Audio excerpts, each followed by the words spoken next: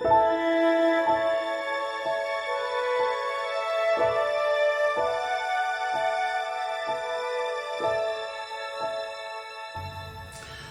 pessoal, tudo bem? Trago para vocês mais um vídeo para que a gente possa continuar avançando nos nossos temas, né?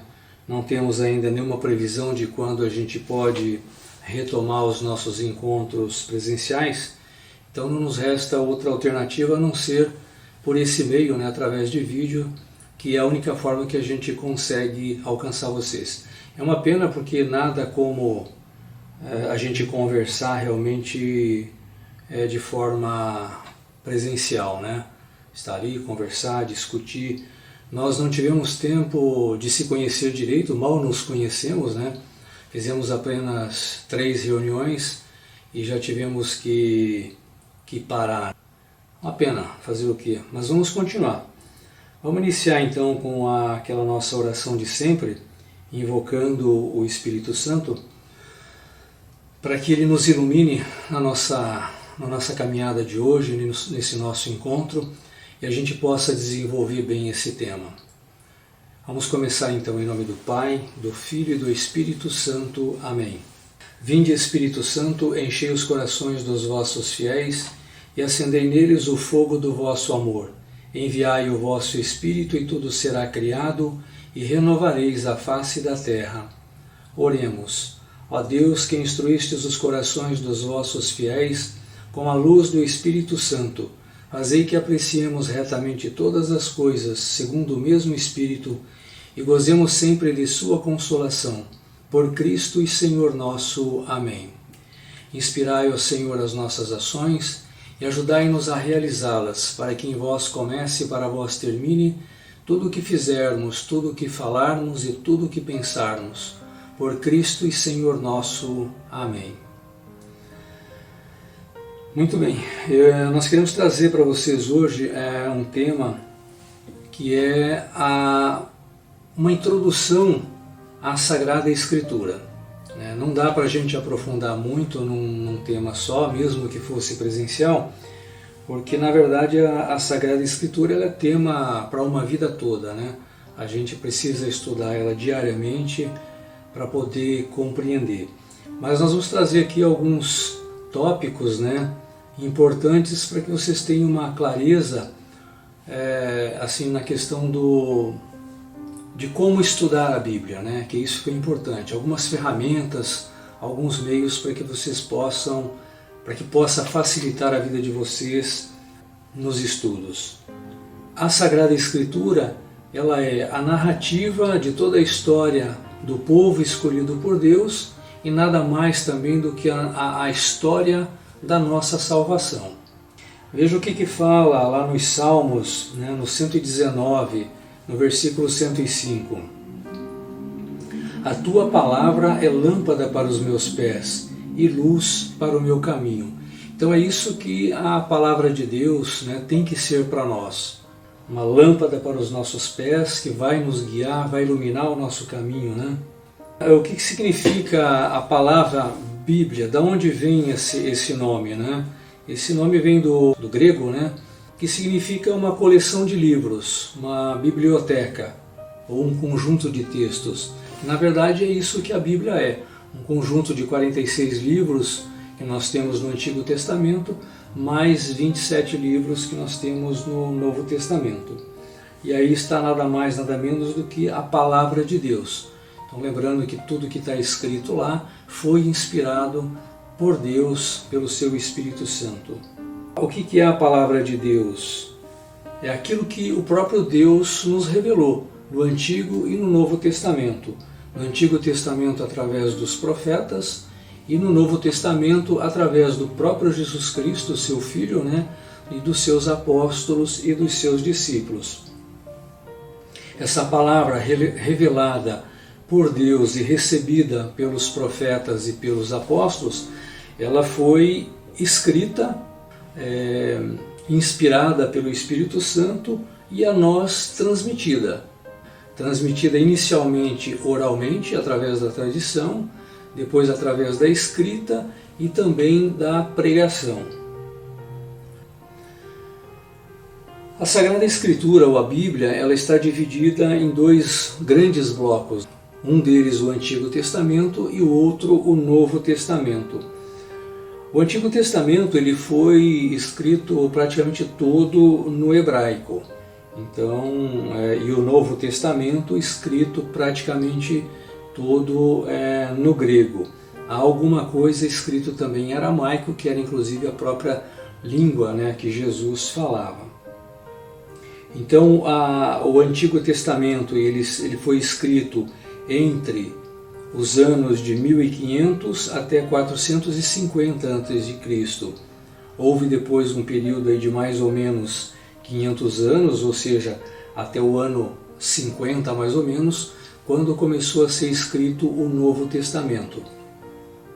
Quando a gente fala aqui de datas, são datas aproximadas, né? Porque nem mesmo os historiadores conseguem chegar em números, né? Em datas exatas. Então, sempre que a gente fala em data, são datas aproximadas.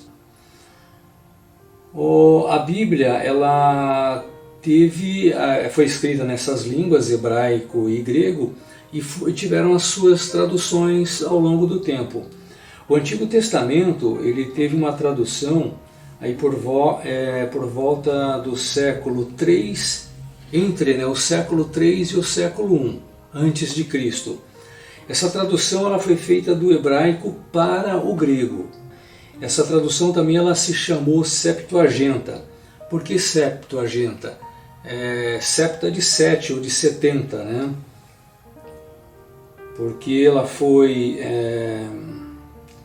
traduzida por 70 rabinos, né, judeus, num período de 70 dias. Então esses 70 rabinos foram designados para trabalhar nesse período única e exclusivamente para a tradução do hebraico para o grego. Houve também uma segunda tradução importante, que foi por volta do século IV e o século V, mais ou menos, depois de Cristo. Aí nós já estava em formação o cânon, né, com os livros do Antigo e do Novo Testamento. Essa nova tradução ela se chamou Vulgata, ou seja, de uma língua vulgar, de uma língua mais popular. Ela foi traduzida para o latim, do grego para o latim, de uma forma que as pessoas pudessem entender melhor, um latim mais popular. Então vocês vejam que até o ano 400, ano 500 mais ou menos, a Bíblia era só nessa língua, né? Hebraico, grego, a partir daí que passou a ser o latim. Por que eu estou dizendo todas essas coisas de períodos, de traduções, de línguas em que foram escritas, né? Porque é muito importante a gente saber um pouco desses detalhes, né? Saber em que línguas foram escritos esses textos, em que períodos, né? Como que essas pessoas viviam na época, qual era o contexto que eles viviam na época, contexto geográfico, contexto político, contexto moral. Tudo isso nos ajuda a entender melhor as passagens que estão lá relatadas, né? Basicamente não, são duas, né, na verdade, as religiões que têm como fundamento da sua fé a Bíblia. É a religião judaica e a religião cristã. O judaísmo, né, eles têm a sua fé baseada nos 5 primeiros livros, que são o Gênesis, o Êxodo, o Levítico, o Números, Deuteronômio. O Gênesis narra a criação do mundo, né, até o cativeiro lá no Egito, né? E a partir daí vem o Êxodo, que vai narrar toda a libertação do povo egípcio. E o Levítico, o Números e o Deuteronômio vão tratar das leis e das regras de convivência do povo naquela época. A gente vai ver um pouquinho mais de detalhes aí na sequência. Então, para os judeus, nesses cinco livros estão toda a lei, o que eles chamam de Torá. Juntos esses livros são conhecidos como a lei. porque explicam e interpretam as leis de Deus e relatam como Israel antigo tornou-se uma nação que chegou à posse da terra prometida. E para nós cristãos, nós temos, além desses 5 livros, que nós chamamos de Pentateuco, nós temos mais 41 livros que compõem todo o Antigo Testamento. Isso falando daquilo que nós chamamos da Bíblia Católica, A Bíblia Evangélica, ela tem 7 livros a menos, a gente vai ver depois o porquê disso também. Então, para nós, no Antigo Testamento, o Pentateuco, que vem do grego os 5 rolos, que é composto pelos 5 primeiros livros da Bíblia, cuja autoria ela é atribuída a Moisés. Então, como eu disse, no Antigo Testamento nós temos 46 livros e no Novo Testamento 27 livros. Então esses são os 2 grandes blocos da Bíblia, que compõem o Antigo e o Novo Testamento. Como que estão compostos esses livros? Esses 46 livros do Antigo Testamento, eles estão assim distribuídos. São os 5 primeiros livros, o Pentateuco. Depois nós temos 16 livros históricos, 7 livros sapienciais, livros sobre sabedoria, poéticos, e os 18 livros proféticos. Enquanto que no Novo Testamento, os 27 livros que lá estão assim distribuídos. Os 5 primeiros livros, que são os 4 evangelhos, Marcos, Mateus, Lucas e João, mais os Atos dos Apóstolos, escrito também por Lucas. Depois nós temos 14 cartas de São Paulo, que são as cartas paulinas, Temos 7 cartas católicas, que são as outras cartas escritas por Pedro, por João, por Tiago e assim por diante. E nós temos um livro, que é o último livro da Bíblia, que é o Apocalipse, que foi escrito por São João. Detalhando um pouco o Antigo Testamento, os 5 primeiros livros, nós temos o Gênesis, como eu já disse, fala da criação, passa por Noé, Abraão, Isaac, Jacó, a escravidão no Egito. O Êxodo, que trata da saída, que significa saída, ou seja, trata da libertação do povo da escravidão do Egito, a passagem deles pelo deserto, depois da travessia do Mar Vermelho, as alianças com Deus, as tábuas da lei e assim por diante. O Levítico trata das práticas rituais, dos sacrifícios, das oblações, dos holocaustos, tudo aquilo que enquanto eles caminhavam pelo deserto, eles tiveram que aprender. No livro dos Números, fala muito sobre os recenseamentos e os deveres dos sacerdotes e também de algumas leis. E por fim, no Deuteronômio, tem mais ali os discursos de Moisés, as despedidas de Moisés antes dele morrer, já ali às margens da terra prometida. Nós sabemos que Moisés não pôde entrar na terra prometida, ele conduziu o povo até a fronteira e Deus não permitiu que ele adentrasse na terra prometida. Então o direito que foi dado a ele foi apenas de subir a um monte e avistar toda a terra que seria dada em herança conforme a promessa de Deus desde lá os tempos de Abraão. Depois nós temos os 16 livros históricos, estão listados aí, eu não vou passar um por um, que não há necessidade. Na sequência nós vamos ter os 18 livros proféticos, que estão aí também todos listados. Na sequência nós vamos ter os 7 livros deuterocanônicos, que são Tobias, Judite, Macabeus 1, Macabeus 2, Sabedoria, Eclesiástico e Baruque.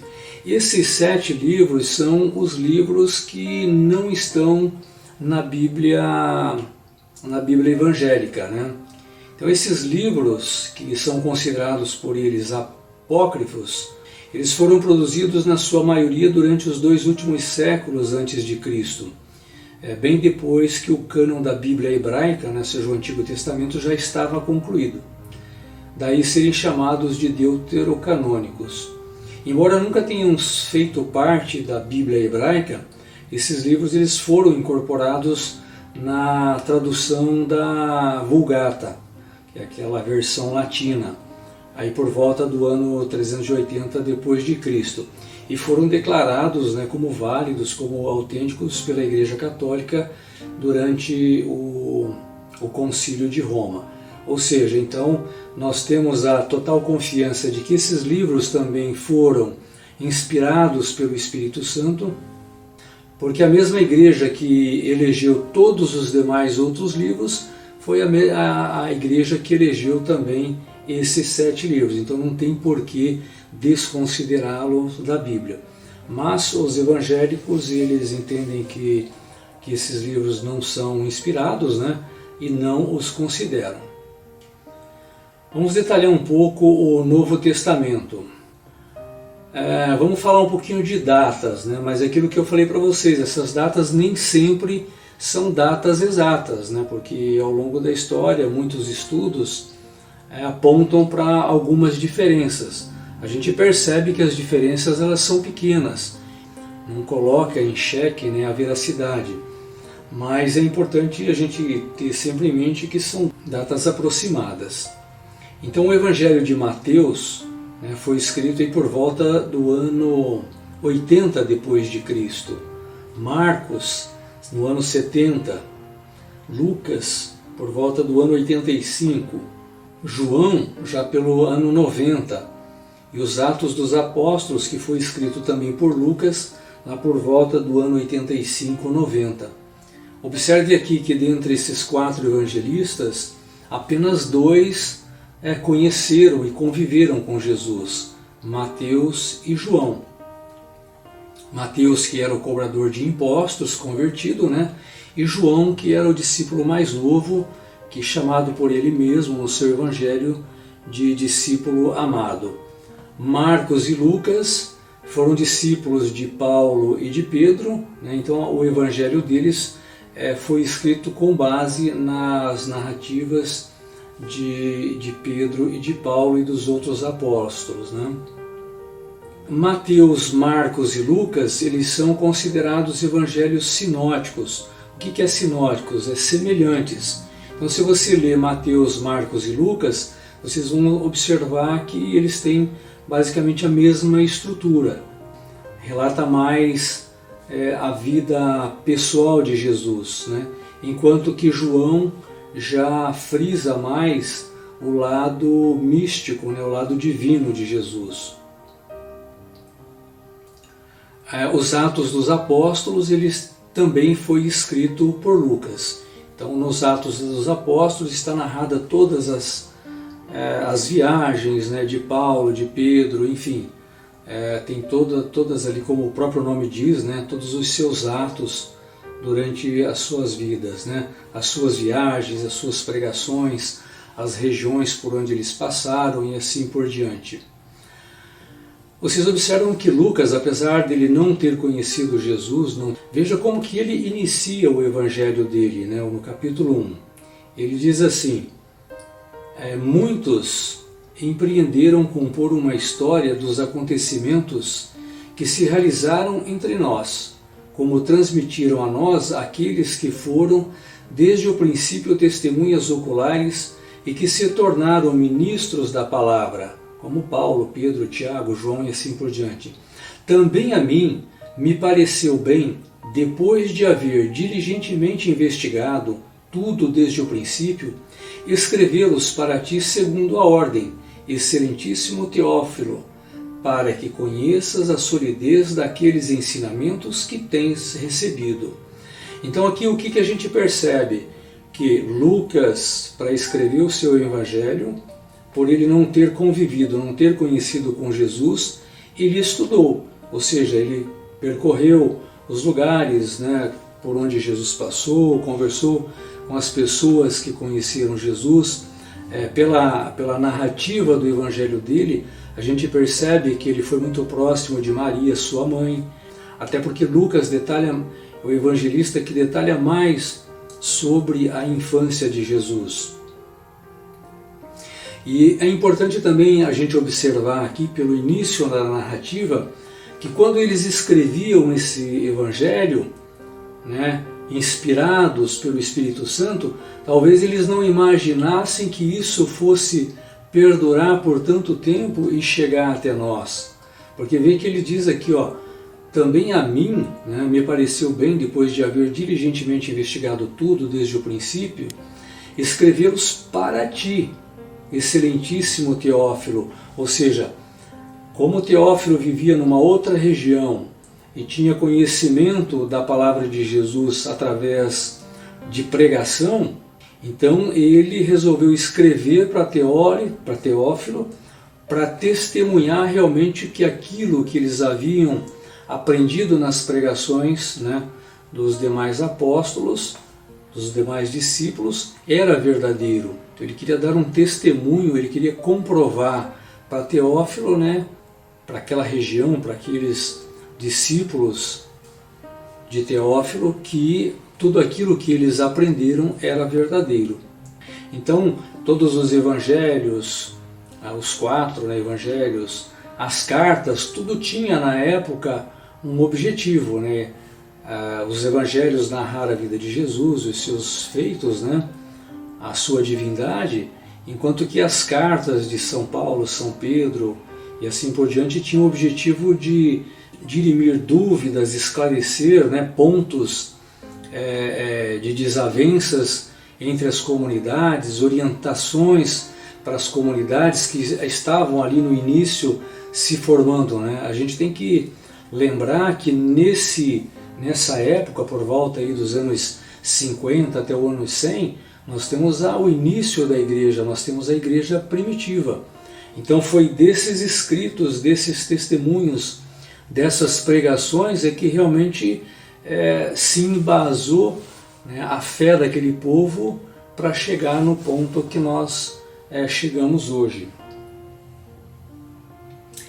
Quando nós falamos nessas duas palavras, evangelho e evangelhos, né, a gente precisa perceber aí duas conotações, né? Quando a gente fala do evangelho, a gente vê que é tudo aquilo que é boa nova ou a boa notícia da parte de Deus. Ou seja, é toda aquela narrativa da vida e das ações de Jesus Cristo, né, de todos os seus ensinamentos.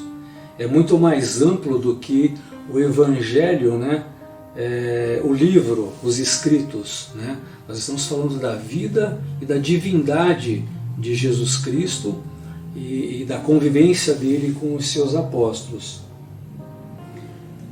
Havendo Deus antigamente falado muitas vezes e de muitas maneiras aos pais pelos profetas, a nós falou-nos nestes últimos dias pelo Filho, a quem constituiu o herdeiro de tudo, por quem fez também o mundo. E quando a gente tem essa palavra evangelhos no plural, né, aí sim nós estamos falando sobre os evangelhos, os 4 evangelhos, nós estamos falando dos livros.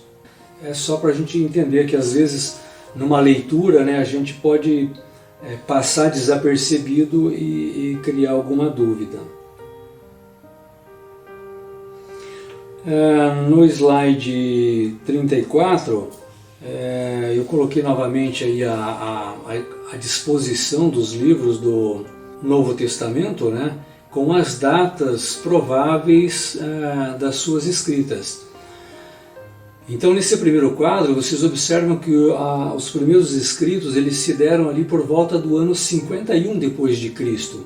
O que é importante a gente observar aqui?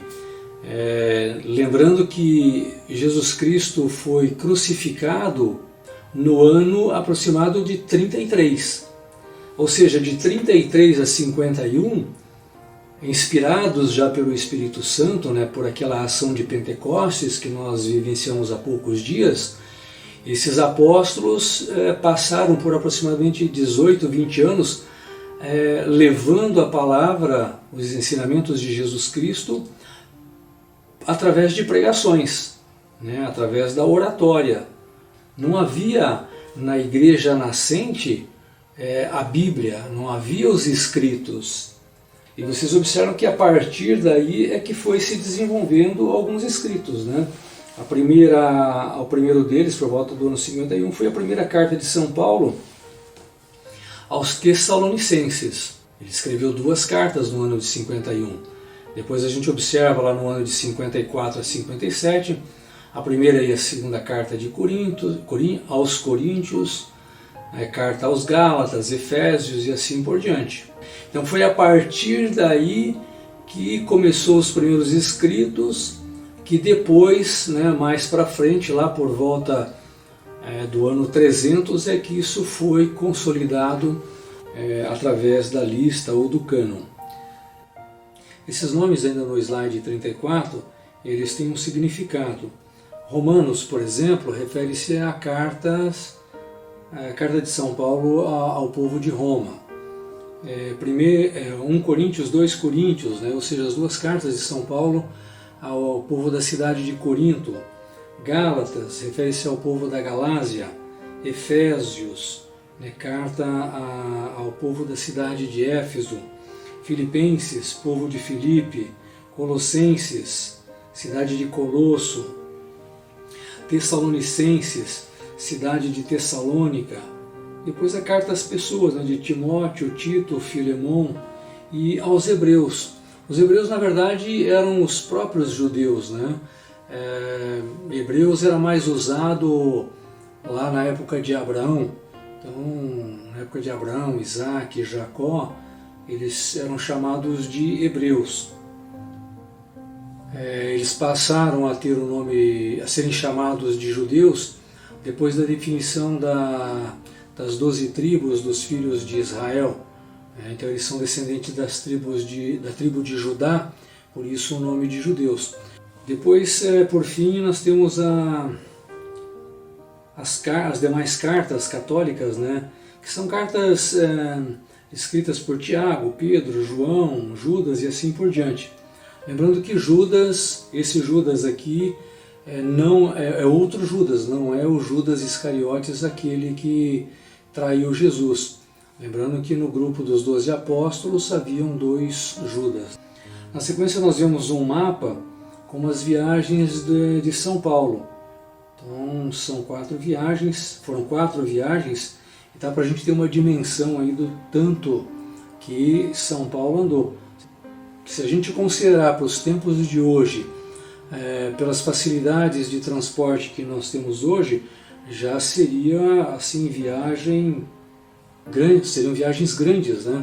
Imagina naquela época a pé ao longo de burros, camelos, aqueles barcos primitivos, né?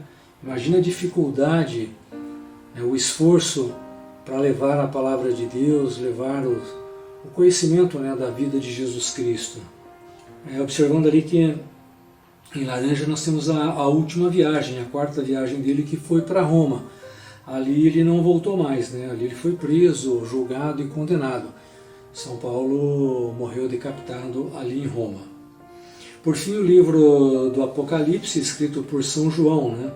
Onde está narrado ali todas as visões que ele teve enquanto ele estava preso na ilha de Patmos. Então, São João foi o único apóstolo que morreu na velhice, né, por morte natural, o único que não foi martirizado. E São João, ele termina o evangelho dele dizendo o seguinte: há porém ainda muitas outras coisas que Jesus fez, e se cada uma das quais fosse escrita, cuido que nem ainda o mundo todo poderia conter os livros que se escrevessem. Então isso nos dá uma dimensão de que os evangelhos são apenas um resumo da passagem da vida de Jesus Cristo por esse mundo, né? Quantas outras coisas ele deve ter feito e falado que não foram escritas. Afinal de contas, temos praticamente o registro de apenas 3 anos da sua vida pública, né? Apenas Lucas, que relata um pouco da infância de Jesus, mas os demais evangelhos está focado na sua vida pública, dos 30 aos 33 anos. Para a gente dar continuidade, eu gostaria de falar com vocês de como a Bíblia chegou até nós, né? E de como que a Bíblia tem esse formato que ela tem hoje, como que ela chegou nesse formato que ela tem hoje, né? Nas gravuras aí na sequência vocês veem a foto de uma Bíblia moderna, né? Toda catalogada em livros, capítulos, versículos, com muitas informações adicionais, mapas e assim por diante. Na sequência a gente vê uma comparação de uma Bíblia atual com um manuscrito, que na verdade nem é o manuscrito original, né?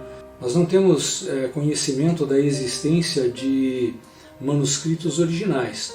Tudo que se tem arquivado nos museus, por aí já são cópias, né? Os originais, né, já foram perdidos, destruídos. Na sequência nós vemos 3 ilustrações de como se desenvolveu a pregação, né? O conhecimento da palavra de Deus. Antigamente, que era só pela tradição da oratória, da pregação, depois com o aumento dos escribas e dos copistas, né? Isso começou a ser feito cópias e uma ilustração da Bíblia atual. Se a gente observar ali no slide 43, nós vamos ver que essa questão de cópia já era uma instrução dada por Deus no Antigo Testamento. Isso está lá no Deuteronômio. Vamos ler aqui o seguinte: com relação às escrituras hebraicas, a resposta em parte está relacionada a uma antiga tradição estabelecida por Deus, que exigia que o texto fosse copiado. Por exemplo, Jeová instruiu os reis de Israel a fazer sua própria cópia da lei. Isso está lá em Deuteronômio 17. Além disso, Deus deu aos levitas, que eram os descendentes de Levi, uma das 12 tribos de Israel, a responsabilidade de preservarem a lei e ensiná-las ao povo. Após o exílio babilônico, muitos anos depois, surgiu a necessidade de uma classe de copistas ou escribas, que eram aquele pessoal que sabiam ler e escrever. Com o tempo, esses escribas fizeram muitas cópias dos livros das escrituras hebraicas. Por que houve a necessidade do aumento desses copistas, desses escribas? É que durante a escravidão na Babilônia, que durou cerca de 70 anos, e também com a mistura dos povos judeus com os babilônios e tudo mais, o pessoal começou a perder um pouco essa identidade, Os judeus começaram a perder essa identidade e a se perder esses escritos. Então, quando eles retornaram à liberdade, retornaram do exílio, eles se empenharam em recuperar esses escritos, recuperar a tradição, recuperar a história deles. Então, por isso que surgiu essa classe de copistas, de escribas. No slide seguinte nós vemos 2 cópias, Uma delas do capítulo 40 do livro de Isaías, que é um dos rolos datado aí de mais ou menos 125 ou 100 anos antes de Cristo, E um outro do capítulo 40, do mesmo capítulo, aliás, do livro de Isaías, cerca de 930 depois de Cristo. Ou seja, o que eles querem mostrar aqui é que passaram-se cerca de 1000 anos, 100 anos antes de Cristo até 900 anos depois de Cristo, e as cópias elas permaneceram fiéis aos textos antigos, não houve alterações. Algumas pequenas mudanças relacionadas ao próprio desenvolvimento da língua, mas que não perderam o significado, não perderam a essência dos textos originais. No próximo slide, apenas um manuscrito da segunda carta de Coríntios, aos Coríntios, capítulo 4, versículo 13, e um trecho também do capítulo 5, versículo 4, isso aí por volta do ano 200 depois de Cristo. Vamos falar um pouco sobre o cânon, O que é o cânon? É a lista dos livros que estão na Bíblia. O que a Igreja nos fala sobre o cânon? Foi a tradição apostólica que levou a Igreja a discernir quais os escritos que deveriam ser contados na lista dos livros sagrados. Esta lista integral é chamada de Cânon das Escrituras. Comporta para o Antigo Testamento 46 livros, né? Ou 45, se a gente contar Jeremias e Lamentações como se fosse um único livro. Algumas traduções, isso vem unificado e seria 45 livros, mas também não perde o conteúdo. E os 27 livros do Novo Testamento. Entende-se por cânon o conjunto de livros que verdadeiramente foram inspirados por Deus e que a Igreja venera como a Palavra de Deus. A Igreja demorou alguns séculos para determinar quais seriam esses livros inspirados por Deus. É importante a gente perceber também que essa lista ela não foi definida do dia para a noite, numa reunião ou coisa parecida. Esses livros foram sendo separados e listados no cânon ao longo de muitos anos, décadas e até séculos, né? À medida que esses livros eram ouvidos, né, a sua leitura nas missas, nos cultos, então os bispos, os padres começaram a perceber que esses livros foram escritos, inspirados pelo Espírito Santo e foram sendo colocados na lista do cânon. Vários outros livros, aliás um mar de livros, né, tinha na época pessoas que tentaram escrever sobre a vida de Jesus, sobre a vida de Maria. Nós temos, por exemplo, os evangelhos apócrifos, né? Evangelho de Maria Madalena, Evangelho de Tiago e assim por diante. São N livros, né? N pessoas que tentaram escrever também sobre a vida de Jesus, mas que não foram aceitos pela Igreja na época. Pulando lá para o slide 51, a gente vai ver como que está hoje, né, organizado a nossa Bíblia, né, como que ela está catalogada em livros, capítulos, versos e assim por diante. No slide 53 nós temos uma tabela que, olhando assim à primeira vista, ela parece ser complexa, mas não é. Nós temos ali um bloco do lado esquerdo, que é o Antigo Testamento, todos os 46 livros do Antigo Testamento, e o bloco do lado direito, que são os 27 livros do Novo Testamento. Cada quadradinho desse se refere a um livro. Se a gente for na página 54, a gente vê com mais detalhe o que significa cada um. Vamos tomar por base o livro da Carta de São Paulo aos Romanos, que é esse primeiro azul. Então nós temos o RM, que se refere a Romanos. Nós temos do lado superior esquerdo informando que esse livro tem 16 capítulos e 433 versículos. E no lado superior direito, o número 6, que indica que é o sexto livro do Novo Testamento. Se nós pegarmos ali para analisar o segundo quadro, nós vamos ver lá que se refere à primeira carta de São Paulo aos Coríntios, ou seja, 1 Coríntios, né? No canto superior esquerdo diz que esse livro tem também 16 capítulos e 437 versículos, ou seja, em termos de conteúdo é muito parecido com a carta aos Romanos. E no canto superior direito, o número 7, indicando que é o sétimo livro do Novo Testamento, e assim por diante. Então não é difícil, é apenas uma visão de como a Bíblia, né, está organizada para nós hoje. Na página 55 nós temos um exemplo de pesquisa. Em muitas leituras que a gente encontra, né, nós encontramos essas referências para pesquisa, para leitura. Nesse exemplo nós temos aqui Êxodo capítulo 3, versículos de 5 ao 7. O EX refere-se ao livro do Êxodo, o 3, que precede a vírgula, é o capítulo, fazendo referência ao capítulo 3, e o 5-7 significa versículos 5 ao 7, incluindo o 5 e o 7.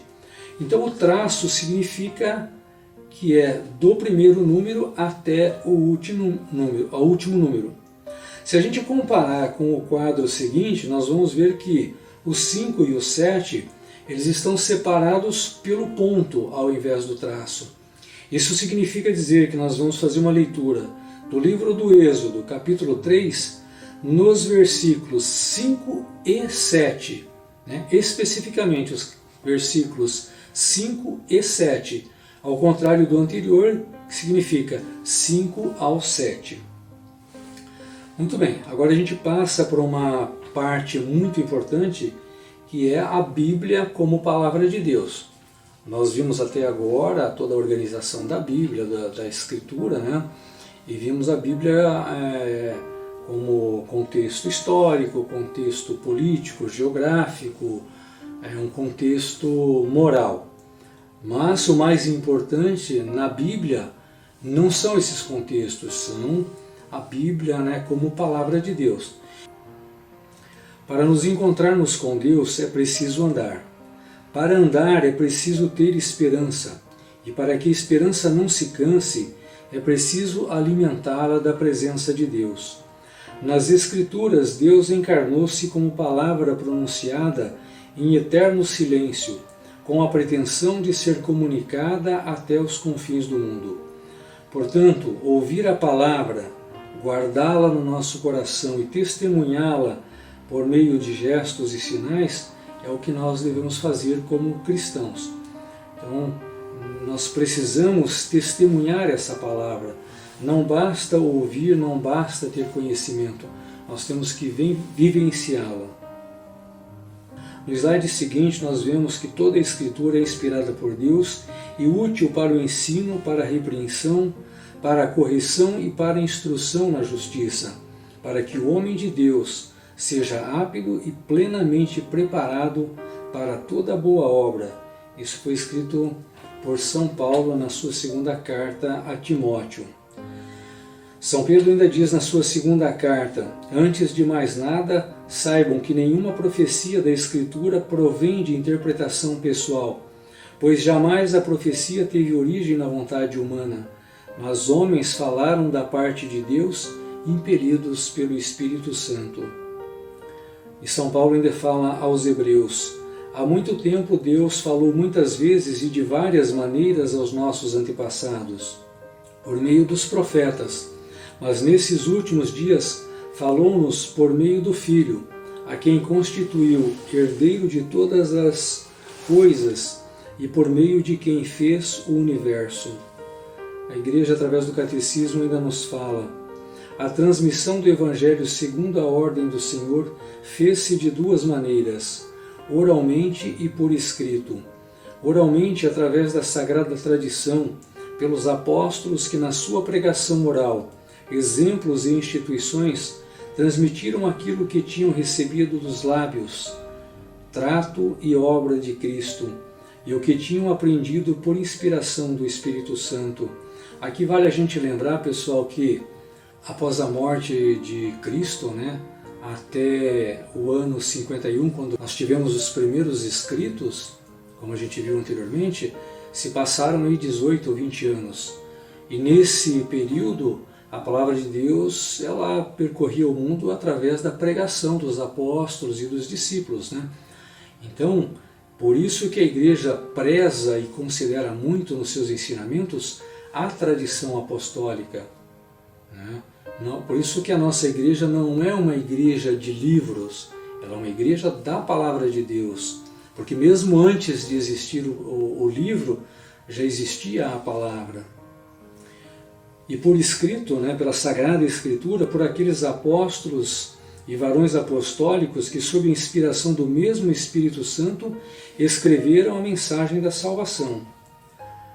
Nós também não podemos perder, né, esses dois sentidos da Sagrada Escritura, que é o sentido literal e o sentido espiritual. O sentido literal, que é aquele onde a gente estuda a Escritura de forma científica, né, que se baseia na pesquisa da história, da geografia, da língua daquele povo, né? E também no sentido espiritual, que é o mais importante, porque é no sentido espiritual que nós vamos ter a compreensão da Sagrada Escritura, como a narração do projeto de Deus, da ação de Deus, né, e da caminhada do seu povo, e da revelação, né, de Deus para nós, desse sentido espiritual, desde Adão e Eva, né, é que Deus vem se revelando para nós. Então nós temos toda uma história de revelação, toda uma história de salvação nesses dois contextos do Antigo e do Novo Testamento. Nós precisamos também percorrer alguns caminhos para entender a palavra, né? Nós precisamos entender quem foram os autores, né, e em que época, em que contexto esses escritos, né, surgiram. Quem eram os destinatários, quais eram as finalidades, né, desses escritos. Nós vimos lá um exemplo do porquê que Lucas escreveu o Evangelho sobre a vida de Jesus, por que Paulo escreveu as suas cartas, né? Por que Pedro, Tiago, João também escreveram. Todos esses escritos tinham um objetivo dentro do contexto em que eles viviam. E por fim a gente precisa ver também qual é a finalidade do leitor, né? Dos leitores daquela época e dos leitores agora da nossa época. A Igreja nos diz: Deus inspirou os autores humanos dos livros sagrados. Para escrever os livros sagrados, Deus escolheu e serviu-se de homens na posse das suas faculdades e capacidades, para que, agindo Ele e neles e por eles, pusessem por escrito como verdadeiros autores aquilo e só aquilo que Ele, Deus, queria. Os livros inspirados ensinaram a verdade, e assim como tudo o que os autores inspirados afirmam, deve ter sido como afirmado pelo Espírito Santo. Por isso mesmo se deve acreditar que os livros da Sagrada Escritura ensinam com certeza, fielmente e sem erro, a verdade que Deus quis para a nossa salvação. No entanto, a fé cristã não é uma religião só de livro. O cristianismo é uma religião da palavra de Deus, não de uma palavra escrita e muda, mas do Verbo encarnado e vivo. Para que não seja letra morta, é preciso que Cristo, palavra eterna do Deus vivo, pelo Espírito Santo, nos abra a inteligência das Escrituras. O Espírito Santo, e só Ele, é o intérprete das Escrituras. Na Sagrada Escritura, Deus fala ao homem à maneira dos homens. Portanto, para bem interpretar a Escritura, é necessário prestar atenção ao que os autores humanos realmente quiseram dizer e aquilo que aprouve a Deus manifestar-nos pelas palavras deles. Veja o que nós encontramos lá no livro dos Atos dos Apóstolos, no capítulo 8. Lucas disse o seguinte: um anjo do Senhor disse a Filipe: vá para o sul, para a estrada deserta que desce de Jerusalém a Gaza. Ele levantou e partiu. No caminho encontrou um eunuco etíope, um oficial importante, encarregado de todos os tesouros de Candace, rainha dos etíopes. Esse homem viera a Jerusalém para adorar a Deus, e de volta para casa, sentado em sua carruagem, lia o livro do profeta Isaías. E o Espírito disse a Filipe: aproxime-se dessa carruagem e acompanhe-a. Então Filipe correu para a carruagem, ouviu o homem lendo o profeta Isaías e lhe perguntou: o Senhor entende o que está lendo? Ele respondeu: como posso entender se alguém não me explicar? Assim convidou Filipe para subir e sentar-se ao seu lado. O eunuco estava lendo esta passagem da Escritura que dizia: ele foi levado como ovelha para o matadouro, e como cordeiro mudo diante do tosquiador, ele não abriu a boca. Em sua humilhação foi privado de justiça. Quem pode falar dos seus descendentes? Pois a sua vida foi tirada da terra. O eunuco perguntou a Filipe: diga-me, por favor, de quem o profeta está falando? De si próprio ou de outro? Então Filipe, começando com aquela passagem da Escritura, anunciou-lhes a boa nova de Jesus. A gente percebe que esse homem, né, esse eunuco, sendo de uma outra região, de um outro país onde se praticava uma religião pagã, ele viajou até Jerusalém para adorar esse Deus que era apresentado pelos profetas, pelo Antigo Testamento. E ele fazia um esforço ali na leitura para entender, né, essa passagem. Ele mesmo diz, né, como é que eu posso compreender se ninguém me explica? Então isso serve para nós também, para que a gente não tente interpretar a Bíblia sozinho. Não é fácil, é complicado, é difícil, e a gente precisa ter o discernimento que nós temos necessidade de recorrer à igreja, recorrer àqueles que estudam, àqueles que estão mais iluminados pelo Espírito Santo a nos ensinar. Então, por isso que a igreja, através do seu magistério, que é o conhecimento, né, que é a guardiã desse tesouro que é a palavra de Deus, ela sim está apta a nos ensinar, a nos esclarecer todas as dúvidas. A gente nunca deve deixar de recorrer aos padres, aos bispos, né, aos seus ensinamentos. Por isso é muito importante a gente participar da missa, né, também. Não é essa a função principal da missa, né? A missa é um momento de adoração a Jesus Cristo, mas ali também nós podemos, né, aprender e conhecer melhor os seus ensinamentos e a sua palavra.